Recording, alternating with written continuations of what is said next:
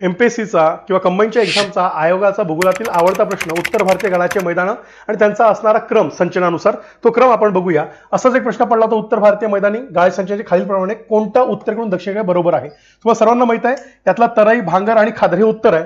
याच्या आधी आपल्याला काय लागतं भाबर.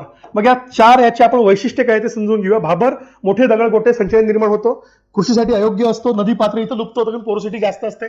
तराई तिथं नदी पात्र पुनर्जीवित होते, शेतीसाठी योग्य आहे. उत्तर प्रदेश भागात ऊस, भात, गहू ही पिकं घेतली जातात. भांगर हा जुन्या काळाचा असतो, म्हणजे चंबळची नदी तिथं ज्याला आपण म्हणतो ते प्रदेश आहे. आणि खादर हा तुमचा नवीन काळाच्या संचय सर्वात सुपीक असा प्रदेश असतो. याचे चित्रपट आहे, फोटो. हा बघा भाबर जिथं पोरोसिटी जास्त आहे. हा बघा तराई हिरवगार दिसते, पंजाब सतलजचं खोरं जिथं आहे. त्यानंतर हा असणारा चंबळ जिथं जुन्या काळाचा आहे, तो म्हणजे काय तुमचा ज्याला भांगर म्हणतो. आणि नवीन काळाचं नदी पात्र जिथं आहे त्याच्या भोवती असणारा खादर असा हा प्रदेश. म्हणजे हे चार क्रम आपण लक्षात ठेवायचे: भाबर, तराई, भांगर आणि खादर.